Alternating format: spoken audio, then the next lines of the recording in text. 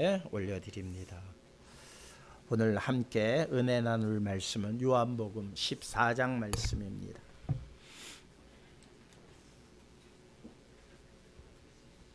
요한복음 14장 8절로 11절까지 말씀.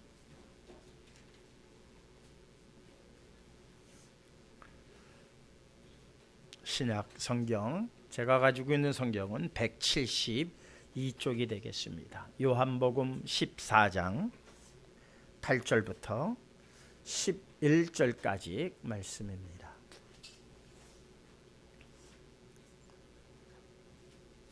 말씀 찾으신 줄 알고 봉독해 드리겠습니다. 빌립이 이르되 주여 아버지를 우리에게 보여 주옵소서. 그리하면 족하겠나이다. 예수께서 이르시되 빌립아 내가 이렇게 오래 너희와 함께 있으되 네가 나를 알지 못하느냐? 나를 본 자는 아버지를 보았거늘 어찌하여 아버지를 보이라 하느냐? 내가 아버지 안에 거하고 아버지는 내 안에 계신 것을 내가 믿지 아니하느냐? 내가 너희에게 이르는 말은 스스로 하는 것이 아니라 아버지께서 내 안에 계셔서 그의 일을 하시는 것이라. 내가 아버지 안에 거하고 아버지께서 내 안에 계심을 믿으라. 그렇지 못하겠거든 행하는 그 일로 말미암아 나를 믿으라. 아멘. 다시 한번 기도하시겠습니다.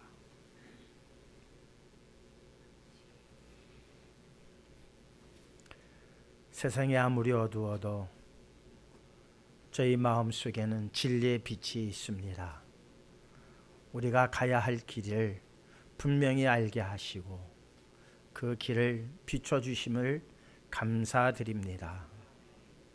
세상은 시끄럽고 요동치며 소동한다 할지라도 우리는 오직 주님만 바라보고 주님만 경배하며 나아가는 성도들 되게 하여 주시옵소서. 혼란스러울수록 더 이 빛이 밝아지고 뚜렷해짐을 압니다. 어둠 속에 빛 대신 주님, 그 빛을 바라보게 하신 은혜, 이 시간 다시 한번 감사와 찬송과 영광 올려드리오니 이 한 예배를 통하여 홀로 영광 받아 주시옵소서. 손태한 장로 주님 앞에 간절히 구한 기도의 내용 들으심을 감사드립니다. 특별히 나라를 위하여 간구하여 싸우니 그 모든 기도 들으시고 응답하여 주시옵소서. 주디스 성가대 정말 천부여 의지 없어서 손들고 나왔습니다. 저희의 마음의 모든 찬양 아버지 하나님 앞에 올려드렸습니다. 주님 저희들 받아 주시옵시고 주님의 보혈로 깨끗게만 하여 주시옵소서. 홀로 영광 받아 주시옵소서. 사랑 많으신 예수 그리스도의 이름으로 기도하옵나이다. 아멘.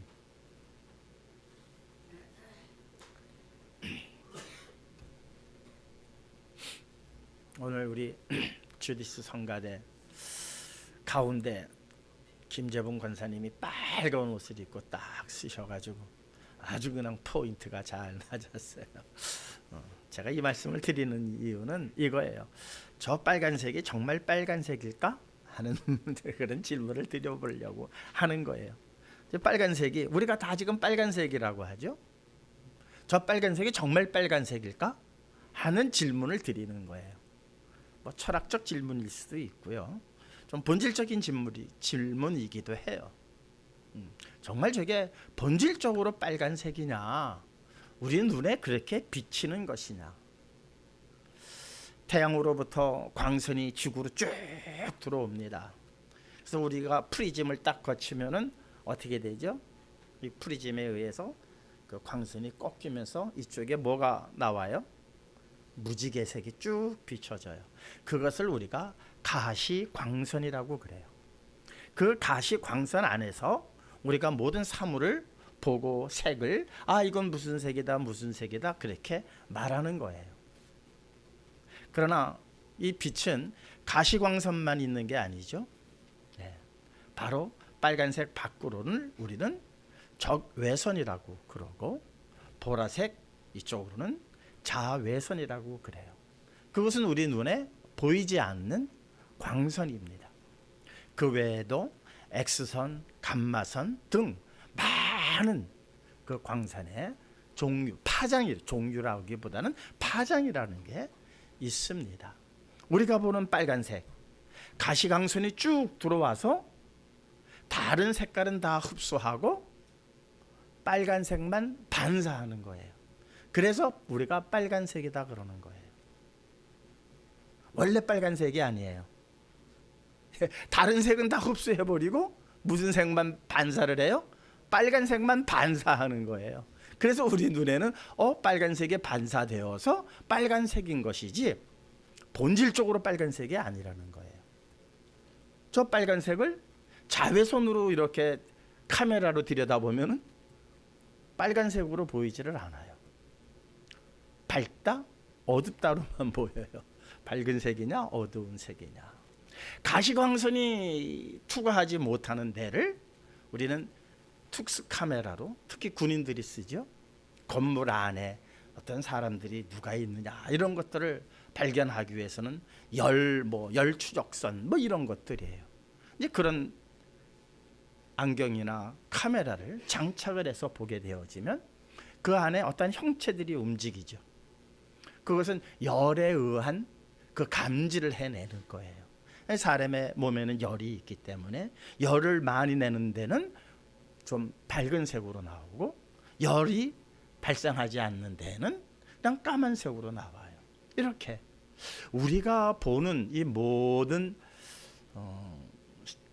그 시야는 우리가 이렇게 보는 그 모든 본다는 것은 상당히 오염될 수 있고 바뀔 수 있는 것입니다. 또 우리가 아는 생명이라고 하는 그러한 또 질병일까 어쨌든 그런 분들도 있잖아요. 그런 분들은 우리가 보는 빨간색을 빨갛게 보지를 못하죠. 왜? 거기서 반사되는 것들 중에 또한 내가 그것을 볼 수 있는 능력이 특별히 저하되어지면은 특별한 색을 구별하지 못하는 일들도 있다는 것입니다. 그러니까는 우리가 보는 빨간색이 정말 빨간색이냐라고 하는 질문을 던졌을 때에 우리는 정확한 답을 낼 수가 없어요. 그게 우리가 보는 모든 것들이에요. 우주를 천체만원경으로 특히 보이죠. 1호, 2호가 우주를 찍은 사진을 전송해 옵니다.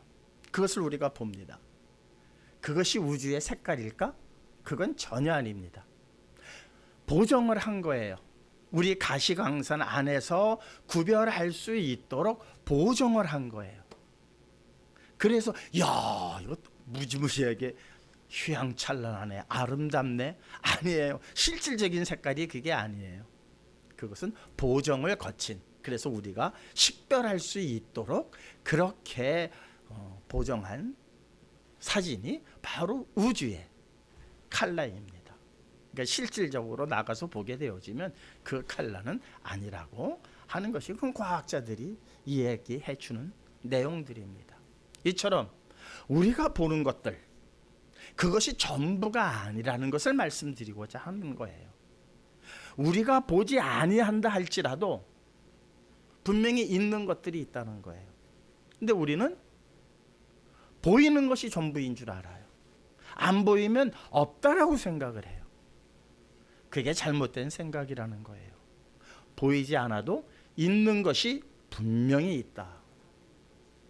또 우리가 보는 것이라고 해서 그게 다가 아니다. 보이는 것들 중에도 우리가 보지 못하는 부분들이 있다는 거예요. 그만큼 우리의 눈이 정확하지 않아요. 이 정확하지 않은 눈이 이제 50년, 60년, 70년 되다 보니까 눈이 점점점 더 침침해지기도 하고, 그런데 이 침침한 눈으로 사물을 제대로 판단할 수가 있겠어요? 우리가 봐야 할 것은 이 눈으로 보여지는 것이 아니라 또 다른 차원에서, 그렇다고 우리가 뭐 특수 카메라를 가지고 모든 것들을 다 확인하고 그것을 분명히 알 수 있느냐? 절대 그렇지 않다는 거예요. 우리가 생각하는 가시광선 외에도 자외선과 적외선이 있고 X선이 있고 감마선이 있고, 뭐 제가 아는 범위는 여기까지예요. 그거보다 더 무궁한 그러한 선들이, 파장들이 있다는 겁니다. 무지개만 해도 우리는 7색이라고 그래요. 그게 정말 7색일까요? 아니에요. 그 색깔은 무궁무진한 거예요. 수만 색으로 분류할 수도 있어요. 수만 색도 더 되겠죠. 그럼 우리는 대충 빨주, 노초, 파, 남, 보 이렇게만. 그러나 그 빨간색도 가만히 들여다보면 맨 바깥쪽은 진한 빨강이고 안쪽으로 들어가면서 옅어지고, 그것이 이렇게 조금씩 변해서 나중에는 보라색까지 가는 거예요. 그러니 그 안의 색깔은 7가지 색이라고만 구별 지을 수가 없다는 거예요. 우리나라에서는 옛날에는 그것을 5가지 색으로 분류를 했었어요. 우리나라 옛날에는요. 무지개가 옛날에 그거 모든 것을 5색으로 그렇게 분류했던 적이 있습니다. 어떤 나라에서는 3가지 색으로 분류하기도 하고요.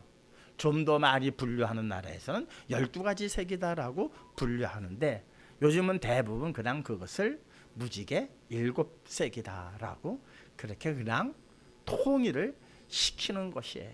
그러나 실질적으로 그것을 정확하게 분석을 한다면 수천, 수만 가지 색이 그 안에 있다는 사실입니다.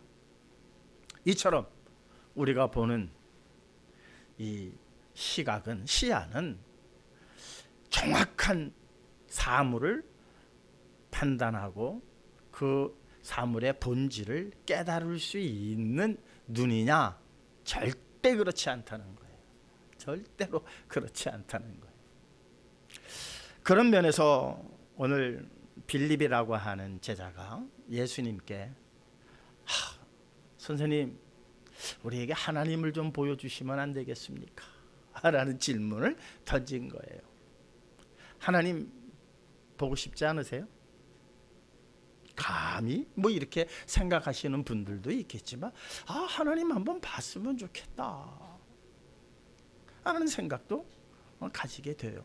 하나님을 볼 수만 있다면, 물론 뭐 성경에 죄가 많은 사람들이 하나님을 보면 죽는다, 뭐 한다, 여러 가지 이야기들이 있지만, 어쨌든 우리가 그렇게 하나님을 사랑하고 하나님께서 모든 그것을 다 하신다면 그 하나님을 보고 싶은 마음이 왜 없겠어요? 모든 인간이 다 가지고 있는 생각이 바로 하나님을 보고 싶다는 거예요. 너무 우리가 죄악에 쩌들었기 때문에 때로는 감히 그 생각조차도 할 수 없는 지경으로 우리가 그렇게 죄인된 몸이기는 하지만, 그래도 한쪽 구석에는 그래도 하나님을 한번 볼 수만 있다면, 우리들의 온 마음을 대표해서 빌립이 선생님, 주님, 한번 하나님 보여주시면 안 되겠습니까? 근데 이 말씀에는 배경이 있어요. 느닷없이 한 말이 아니에요. 느닷없이 한 말이 아니라 예수님께서 뭐라고 말씀하시느냐? 내 아버지 집에는 거할 곳이 많도다. 내가 가면 너희들이 거처할 그곳을 다 내가 예비한 후에 내가 다시 너희에게로 와서 너희를 영접하여 내 아버지 있는 곳으로 너희를 데려갈 것이다. 이런 말씀을 하시는 거예요. 그런데 이제 제자들의 마음이 탁 걸린 게, 주님이 어디로 가신다고 하는 말에 탁 걸려버린 거예요. 그 마음을 아시고 너희가 내가 가는 길을 알지 않느냐 하면서 되물어 보시는 거예요. 응? 내가 가는 길을 너희가 알지 않느냐. 그러니까 저희들이, 아니 우리가 선생님이 어디로 가시는지도 모르는데 가시는 길을 어찌 알겠습니까? 참 이 대화가 난상토론이에요. 지금 예수님이 하시고자 하는 뜻과 그 뜻을 제대로 알아듣지 못하는 제자들이 막 자기의 상상대로 자기의 생각대로 이게 무슨 말씀이지? 하면서 던지는 질문들이 예수님께서 지금 하시고자 하는 그 말씀에 다 벗어난 얘기들이에요. 그러니까 이 이야기들을 이렇게 우리가 1절서부터 읽어보면 무슨 말들을 서로가 하고 있는지 모를 지경이에요. 여기 도마가 또 하는 말도 있어요. 5절에 도마가 이르되 주여 어디로 가시는지 우리가 알지 못하거늘 그 길을 어찌 알겠습니까? 도마가 5절에 얘기를 하죠. 그랬더니 주님께서 예수께서 이르시되 내가 곧 길이요 진리요 생명이니 나로 말미암지 않고는 아버지께로 올 자가 없느니라. 아니 아멘 하기보다도요 좀 이상하지 않아요? 아버지께로 갈 자가 없느니라가 아니라 아버지께로 올 자가 없느니라 그러세요. 다시 말하자면은 지금 예수님이 어디 계시다는 거예요? 아니 예수님께서 지금 하나님이 계시는데 하나님께로 갈 자가 없느니라 하시는 것과 하나님께로 올 자가 없느니라 하시는 것이 분명히 다르지 않나요? 달라요. 그러면 예수님이 지금 어디 계시다는 거예요? 하나님 쪽에 계시다는 거잖아요. 예? 사람 쪽에 있는 게 아니라 사람 쪽에 있으면 뭐라고 그러겠어요? 갈 자가 없느니라 그래야죠. 근데 실질적으로는 지금 예수님은 누구와 있어요? 아니 그냥 제자들이 보기에는 자기들과 있잖아요. 그러면 자기들과 있으면 뭐라고 그래야 돼요? 하나님께 갈 자가 없느니라 그러셔야 된단 말이에요. 그런데 예수님은 하나님께로 올 자가 없는, 그러니까 제자들이 혼란스러운 거예요. 아니 지금 예수님은 우리하고 있으면서 그러면 하나님께로 갈 자가 없느니라 하셔야 되는데 도대체 이게 뭔 말인지 지금 제자들이 막 혼란에 빠져 있는 거예요. 그런 찰나에 빌립이 턱커덩 얘기하는 거예요. 아유, 나 다 몰라, 다 몰라. 나 다 몰라. 이거 무슨 말인지 다 몰라. 선생님, 그냥 하나님 보여주시면 안 됩니까? 이렇게 나오는 거예요. 이때 상황이 조금 이렇게 여러분들 상상 속에 들어오시나요? 그냥 글자로만 읽으면은 이게 사실 무슨 말인지 몰라요. 그러니까 그때에 막 이렇게 막 난상 토론을 하고 막 혼란스럽고 이게 무슨 말인지 옆 사람한테 꾹꾹 찔르면서 야야 뭐라 그러셨니? 내가 잘못 들었니? 막 이렇게 시끌시끌하고 막 그런 상황인 것 같아요. 그러니까 빌립이 턱 나선 거예요. 아야 다 시끄러 다 몰라. 아유 그냥 하나님 한번 보면 다 풀리는 거 아니야? 그래서 하시는 말씀이 빌립이 이르되 주여 아버지를 우리에게 보여 주옵소서 그리하면 족하겠습니다. 아이고 이렇게 시끌벅적할 일 없습니다. 그걸로 끝나지 않겠습니까? 하나님 한 번만 보면 이거 다 끝날 놈의 걸 뭐 이상하게 뭐 내가 가는 길을 너희가 안다. 우리가 어디로 가시는지도 모르는데 그 길을 어찌 알겠습니까? 이런 말들이 다 무슨 소용이 있겠습니까? 하나님 한 번만 보여주시면 깨끗하게 끝날 것을. 그래요 안 그래요? 지금 우리 이 나라의 같은 기독교 안에서도 얼마나 시끄러운 일들이 많습니까? 교리적으로도 다르고 뭐로 다르고 다 달라요. 그래서 네 잘났다 내 잘났다 지금 다 교리 가지고 싸우고 이단이네 뭐네 정통이네 뭐네 그러면서 정통에서도 하는 일들을 보면은 그냥 세습을 하면서 그 세습하는 것이 이게 뭐 정통에서 하는 짓이 이런 짓을 할 수 있느냐 이게 성경적으로 맞느냐 틀리느냐 성도들 보기에는 혼란스러운 거 너무너무 혼란스러워요. 여기에 딱 하나 하나님 한번 보여주시면 싹 잠재울 것 같아요. 저도 그죠? 하나님 여기서 한번 탁 나타나시면 끝나지 뭐 시끄러울 거 뭐가 있고 그렇게 네가 잘났니 내가 잘났니 할 일이 뭐가 있어요. 하나님 한 번만 탁 그냥 당신 형상 보여주시면 깨끗하게 끝나요. 암 환자도 끝나고 뭐 다 끝나. 이 그렇지 않은 거예요. 현실이 그렇지 않은 거예요. 그러니까 그냥 빌립이 보여달라. 그랬더니 예수님께서 뭐라 그러세요? 야, 이놈아, 나를 봤으면 누구를 봤다? 아버지를 본 거야, 이놈아. 그러니까는 우리가 지금 하나님을 보고 있으면서도 하나님을 못 봤다는 거예요. 그게 우리 눈이에요. 그게 우리 눈이에요.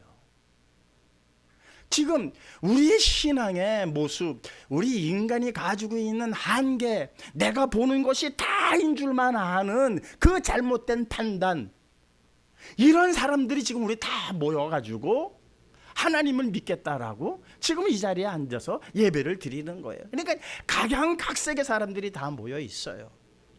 그러니 여기서 뭐 하나로 통일하고 뭐하고 한다는 게 얼마나 부질없는 일인지 몰라요. 아무리 각양각색, 인종이 다르고 태생이 다르고 성격이 다르고 남녀 성별이 다르고 다 달라도 하나님 한 번만 딱 우리에게 보여주시면 그걸로 끝 나는데, 아니 하나님 보여주시지는 않고 왜 자꾸 이러쿵저러쿵 이런 말 저런 말 나오게 하느냐라고 하는 생각이 우리들의 생각이라는 거예요. 그러나 오늘 주님께서는 말씀하고 계세요.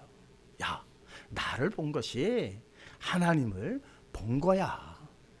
한번 9절 말씀 보실까요? 예수께서 이르시되 빌립아, 내가 이렇게 오래 너희와 함께 있으되 내가 나를 알지 못하느냐?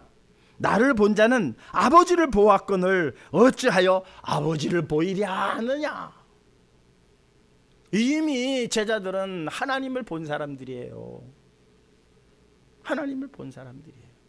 그런데 하나님을 보았는데도 하나님을 못 봤다는 거예요. 또 보여달라는 거예요. 이게 어디서 문제가 발생을 하느냐? 마태복음 10장 40절입니다.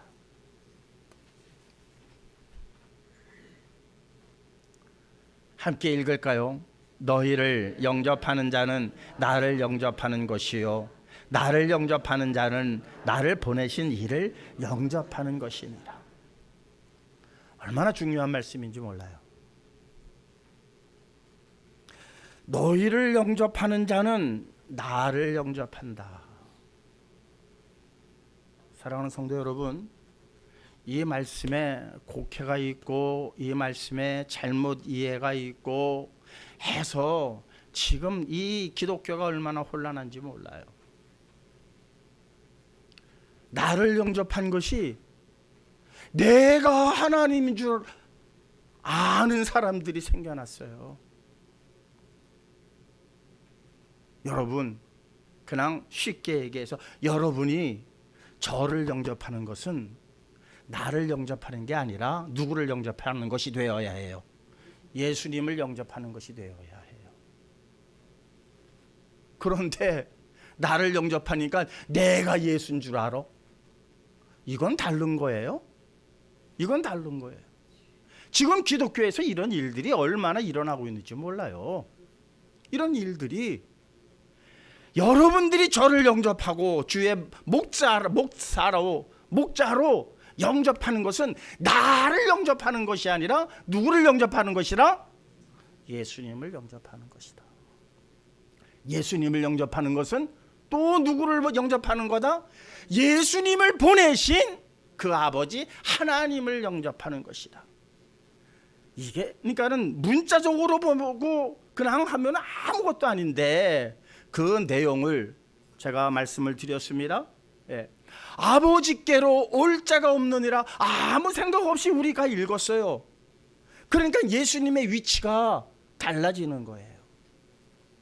아버지께로 갈 자가 없느니라 하지 않고 아버지께로 올 자가 없느니라 하신 것은 지금 예수님께서 어디에 계시면서 얘기하시는 거냐? 위치가 어디냐? 하나님 위치에 있다는 거예요. 사람들 위치에 있지 아니하고. 육신은 어디에 있어요? 지금 제자들과 함께 하고 있지만 본질은 하나님과 함께 있고 하나님이 그와 함께 하고 있다는 거예요. 그러니까는 예수님께로 오는 자는 누구에게로 온 자예요? 하나님께로 온 자예요. 제자들에게 온 자는 제자들, 이거는 온 자들의 잘못이 아니라 제자들이 내게로 왔네, 내 양이네 해버리면 문제라는 거예요. 그것은 누구에게로 온 자이기 때문에? 주님께로 온 자이기 때문에. 그 주님은 하나님과 함께 하고 있기 때문에 그것은 하나님께로 온 자들이에요. 그래서 저를 영접하고 작은 아이 하나를 영접하는 것은 누구를 영접하는 것이다 말씀하셨냐면은 그것은 나아가서 그 아이 하나가 아닌 예수 그리스도의 말씀을 영접하는 거예요. 예수 그리스도의 말씀에 순종하는 거예요. 그래서 작은 어린 아이 하나를 영접하는 것이 곧 나를 영접하는 것이다 말씀하신 거예요. 그것은 그 말씀을 순종했다는 것이고 그 아이와 함께 하실 때에 이루어지는 정확한 표현이고 말씀이라는 사실입니다. 여기서 우리가 분명히 정립을 해야 돼요. 결국은 누구를 영접하기 위해서 우리가 목마른 자들에게 물을 줄 것이고 헐벗은 자에게 내 옷을 벗어주고 먹을 음식을 주느냐, 그것은 예수님의 말씀이 있었기 때문에 그 말씀에 우리가 순종함으로 말미암아 그것은 그 아이에게 내가 먹을 것을 주는 것이 아니라 예수님의 말씀에 순종함으로 주는 것이기 때문에 예수님께 드리는 것이 된다는 거예요.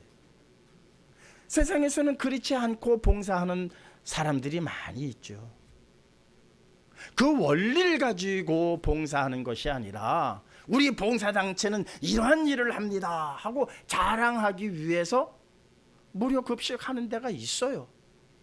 거기에는 예수님과는 상관이 없어요. 그 봉사단체라고 하는 그 단체의 이름을 걸고 하기 때문이에요.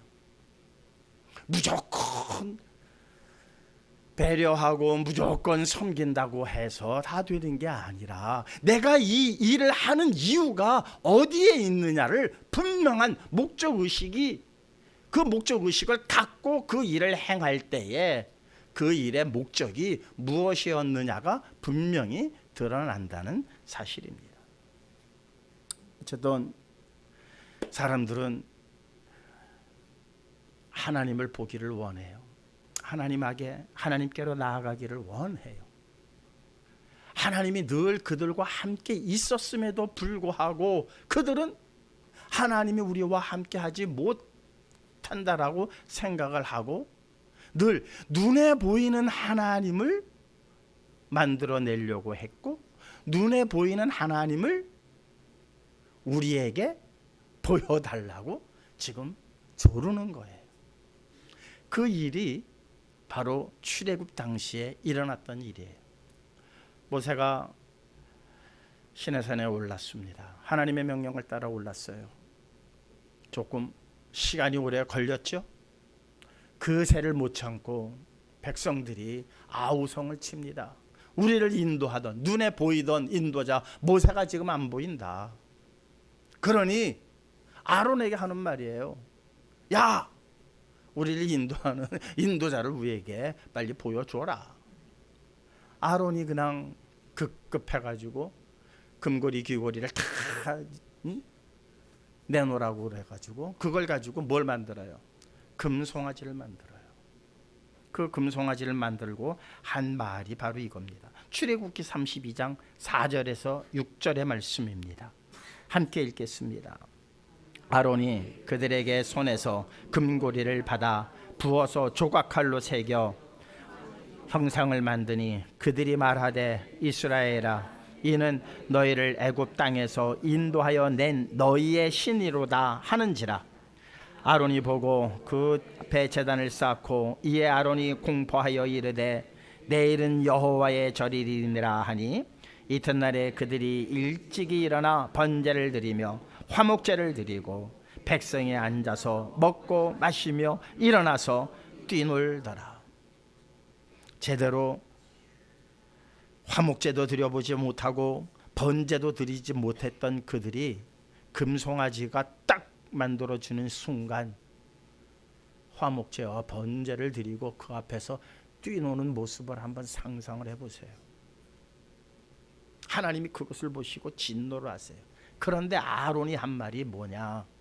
이것이 너희를 애굽 땅에서 인도해낸 너희의 신이로다. 그러나 여긴 한국에는 한국말로는 신이로다 이렇게 돼 있어요. 이 신이로다가 엘로힘이에요. 엘로힘. 다시 말하자면 하나님이다 그거예요. 원문에는 분명히 엘로힘이라고 돼 있어요. 그런데 이제 아마 번역하는 사람들이 너희의 하나님이로다 하기가 조금 죄송스러웠던 것 같아요. 그러니까 너희의 신이로다 이렇게 번역을 해놨어요. 그러나 원문에는 분명히 너희의 하나님이다 그랬어요. 그랬더니 그냥 눈에 보이는 금송아지를 보고 어디서 봤었을까요? 애굽에서 봤던 형상이거든요. 금송아지는 애굽에서 봤던 형상이에요. 그 형상이 자기네들이 보았던 그 형상이 눈앞에 터크덕 나타나니까 그들은 그때부터 화목제를 드리고 번제를 드리고 그 앞에서 뛰놀기 시작을 하는 거예요. 그동안 말씀으로 모세를 통하여서 그들을 인도하여 내시면서 홍해를 갈르시고 바위에서 바위를 때려서 물을 내시는 그 하나님, 그 능력의 하나님을 그들은 보지 못했어요. 왜?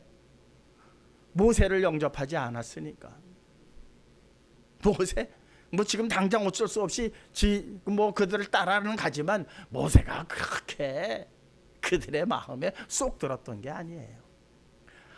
왜 우리를 이곳에 이끌어내가지고 왜 우리를 이 고생을 시켜? 이것이 아주 근본적으로 그들의 마음에 깔려 있는 거예요.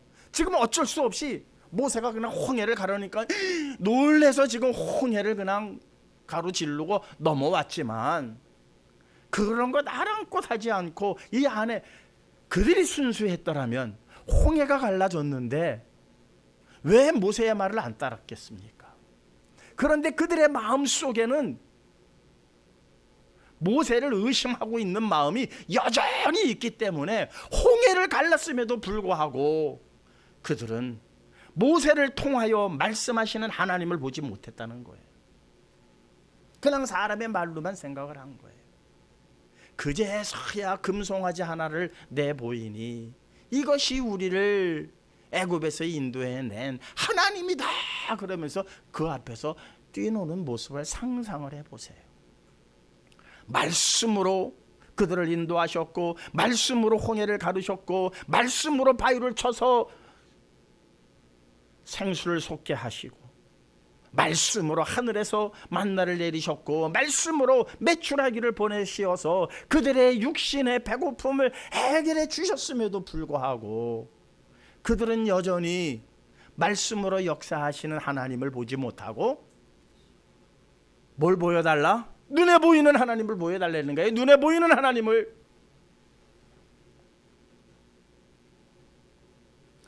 눈에 보이는 하나님을 보여달라는 얘기는 뭐예요? 내 영혼의 눈이 하나님을 보지 못하고 있다는 거예요.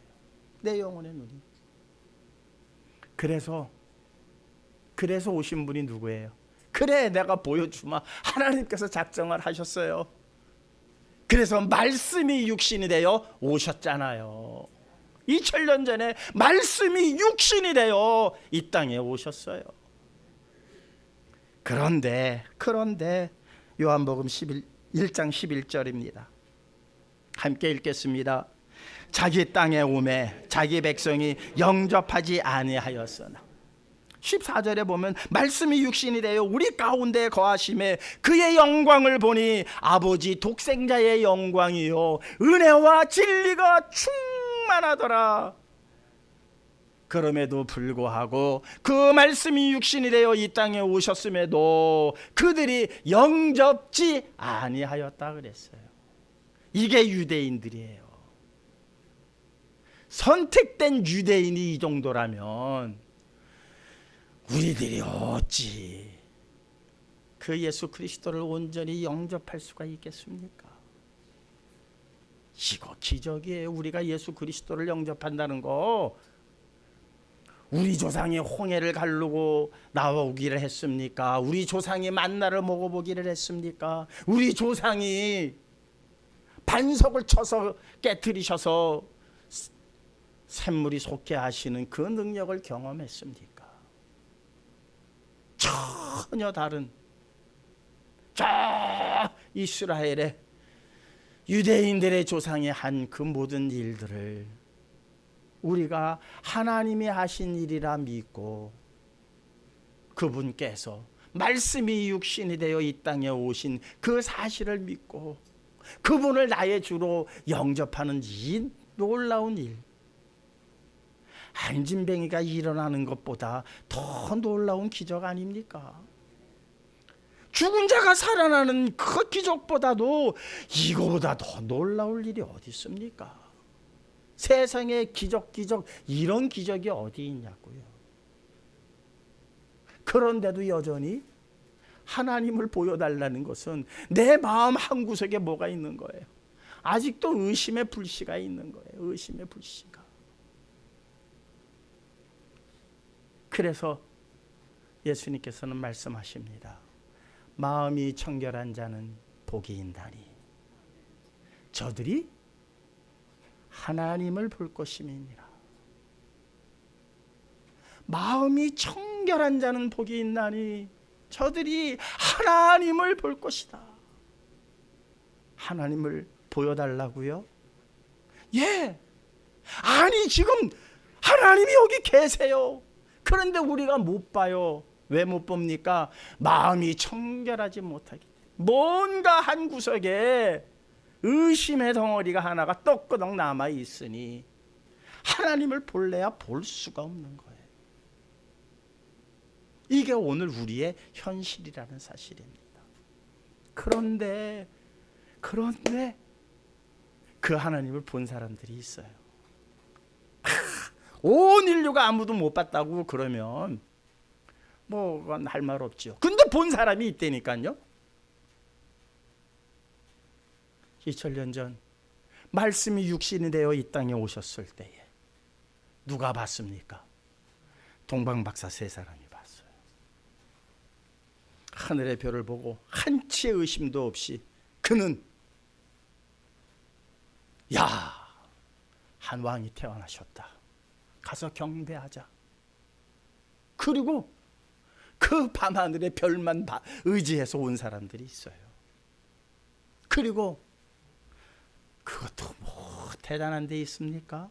말 구유에 누워있는 아기 예수를 보고 보배를 예물로 드리면서 경배하고 돌아갔던 동방박사 세 사람이 있다는 거예요. 이런 눈 가지시기를 주님의 이름으로 축원합니다. 또 한 사람이 있어요. 눈이 침침한 한 노인네예요. 눈이 침침한 한 노인네. 그냥 이스라엘이 지금 엉망진창으로 돌아가고 예루살렘이 엉망진창으로 돌아가는 걸 보고 한탄하고 있었어요. 이러면 안 되는데, 이러면 안 되는데. 주의 천사가 나타났어요. 야, 걱정하지 마. 내가 이스라엘을 구원할 자를 너는 보게 될 거야. 네? 네가 그를 볼 때까지 너는 죽지 않을 거야. 이 노인네는요, 그냥 이 꼴 저 꼴 보기 싫어서 아유 하나님 나 데려가세요. 어서 데려가세요. 그러고 하루하루를 살아가는 그런 노인이었어요. 힘이 없어요. 이스라엘이 그 예루살렘이 그렇게 범죄의 도시로 바뀌는 데에 그냥 뭔가 그 앞에 나서서 야 이놈들아 이러면 안 돼 할 능력이 없어요. 힘이 없어요. 그저 마음으로만 탄식하고 있는 거예요. 그 탄식하는 그 노인, 시므온이라고 하는 노인이에요.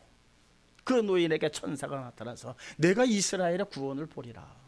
네가 보기 전까지는 내 생명을 거둬가지 아니할 것이다. 그러니까 이 노인이 아이고 이거면 또 하나님께서 그러신다는데 하면서 그냥 뭐만 기다리느냐? 이스라엘의 구원만 기다리는 거예요. 이스라엘의 구원. 다른 거 다 필요 없어.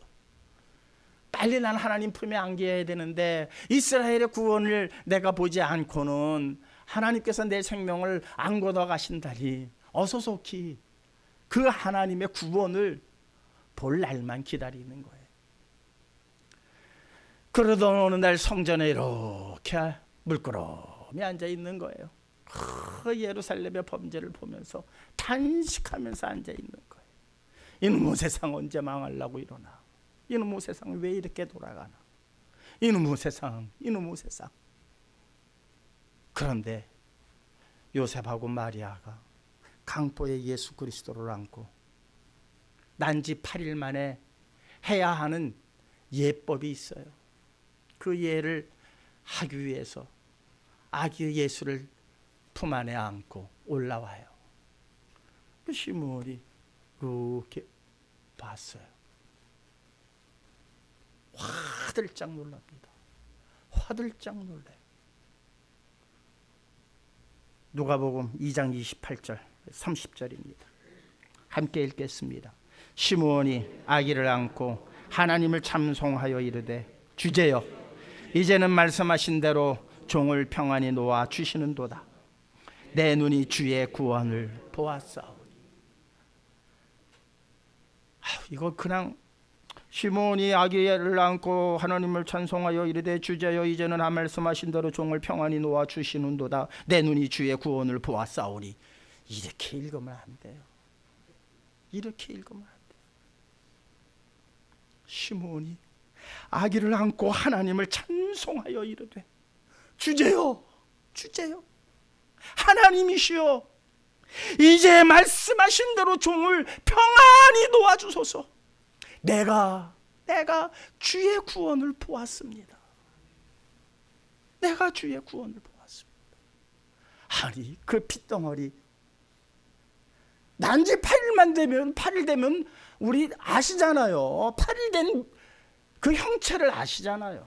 그냥 핏덩어리일 뿐이에요. 그런데 그 강보에 쌓인 핏덩이 그 어린 아기를 보고 시므온은 놀래 자빠집니다. 그리고 하늘을 향해서 두 팔을 벌리고 그는 이렇게 외칩니다. 주제요 하나님이시여. 그죠? 하나님이시여 이제 말씀하신 대로 종을 평안히 놓아주시옵소서. 이제 종을 데려가 달라는 거예요. 왜? 내가 이제 이스라엘의 구원을 받기 때문입니다. 놀랍지 않습니까? 이 말씀을 하면서 저는 전율이 느껴져요. 전율이. 이런 눈, 이런 마음 가져야 됩니다. 하나님이 계십니다. 이곳에 임재하심에도 불구하고 우리가 하나님을 보지 못하면 제가 봤다는 얘기 절대 아닙니다. 저도 마찬가지예요. 여러분과 똑같아요. 봤으면 좋겠어요. 아니 지금 임재하셨음에도 불구하고 봤으면 좋겠어요. 그러기 위해서 마음이 청결한 자가 되어야 돼요. 한치의 의심이 없어야 된다는 거예요. 한치의 의심이. 그러나 우리가 의심이 얼마나 많습니까? 그러니까 의심이 많은 상태로 금송아지 내놓고 이것이 너희의 하나님이다 그러니까 얼싸 좋다고 그 난리들 치는 거 아닙니까? 그래서 하나님께서 형상을 만들지 마라. 그 어떤 것으로도 형상을 만들지 마라. 다 속는 것이다. 너희들 다 속이는 것이다. 뭐만 봐라. 말씀만 의심 없이 받아들이라는 거예요. 하나님 말씀. 왜? 그 말씀이 하나님이고 그 말씀이 육신을 입고 이 땅에 오셨고 그 육신을 입고 이 땅에 오신 그 예수님을 봐야만이 우리가 하나님을 볼 수 있는 거예요. 다른 방법으로는 볼 수가 없어요. 이 세상에 아무리 과학이 발달해서 어떤 천체만원경을, 엄청난 만원경을 만들어도, 그리고 온 우주를 샅샅이 두신다 해도 하나님 절대로 볼 수 없어요. 누구를 통해서만 볼 수 있다고요? 예수 그리스도만을 통해서 볼 수 있어요. 왜? 그 안에 하나님이 거하시고 예수님은 하나님 안에 거하시기 때문에, 다시 말하자면 하나라는 거예요. 그가 내 안에, 내가 그 안에, 하나라는 얘기 아닙니까? 그러니까는 아버지께로 올 자가 없느니라 하셨던 것 아닙니까? 그런데 중간에 누군가가 서서 영접받으면서 그 영접을 자기가 예수님인 양 받아 누리려고 하는 자들이 있다는 거예요. 우리가 누군가를 영접하려면 그 사람을 영접하는 게 아니라 그 말씀을 영접하는 겁니다. 그래야 우리는 예수 그리스도를 영접하는 자라 인정을 받을 것이고, 하나님을 영접하는 자라 인정을 받을 것이며, 그 영접함을 통해서 우리는 하나님을 보게 될 것입니다. 하나님을 본 자들, 구약 성경에는 살지 못한다라고 이렇게 오해했던 사람들이 엄청 많아요. 하나님을 본 사람들이 못 사는 게 아니라 죄 때문에 못 사는 거고요. 하나님을 정말 마음이 청결한 자는 하나님을 볼 것이며 했으니, 청결한 믿음, 의심 없는 믿음으로 우리가 하나님을 보게 되면 여러분, 만사가 해결되어집니다. 누구를 통해서요? 이 시간은 말씀을 통해서 보실 것이고, 그 말씀은 예수 그리스도시며, 그 예수 그리스도는 하나님이시라는 사실을 꼭 믿으시는 가운데에 말씀 안에 승리하시고 하나님을 보시는 귀하고 복된 성도님들 모두 되시기를 주님의 이름으로 축원합니다. 오직 예수님만을 통해서 우리가 하나님을 볼 수 있습니다. 그래서 아내를 예수님처럼 섬기는 사람들은 하나님을 본 사람들이에요. 남편을 예수님처럼 섬기는 사람들은 하나님을 섬기는 자들입니다. 서로가 사랑하시면서 서로가 예수님 영접하듯 예수님 섬기듯 하는 그러한 마음으로 그 사람을 섬기는 게 아니라 누구를 섬기는 거다? 이 주님을 섬기는 마음으로 섬길 때에 가정에 행복이 있고 화목이 있고 기쁨이 넘칠 것입니다. 주신 바의 말씀 가슴에 새기시면서 내 마음에 모든 의심이 사라지게 해달라고, 그래서 오직 말씀 안에서 예수님을 보게 하시고 또한 예수님을 통하여 온전한 하나님을 보고 영접할 수 있는 자 되게 해달라고 잠시 동안만 합심해서 기도하는 시간 갖도록 하시겠습니다. 감사하시고 고마우신 아버지 하나님, 주님, 저의 마음에 의심의 그늘이 왜 이렇게 많은지 모르겠습니다. 그리해서 우리가 하루하루를 살아가는데 너무나도 힘이 듭니다. 온전한 믿음이 아니고서는 예수 그리스도를 영접할 수 없사오며, 예수 그리스도를 영접하지 않고서 어찌 하나님께로 갈 수가 있겠습니까? 오직 하나님께로 갈 수 있는 유일한 길은 예수님을 영접하는 것이요, 예수님의 말씀에 순종하는 것이요, 예수님과 하나 되어지는 일들입니다. 하나님 불쌍히 여겨 주시어서 진리의 성령을 통하여서 이 모든 일들을 이루심에 저희들 합당한 자들 되게 하여 주시옵시고, 오직 진리의 성령과 함께하며 나아가는 복된 발걸음들만 되게 하여 주시옵소서. 홀로 영광 받아 주시옵소서. 예수님의 이름으로 기도하옵나이다.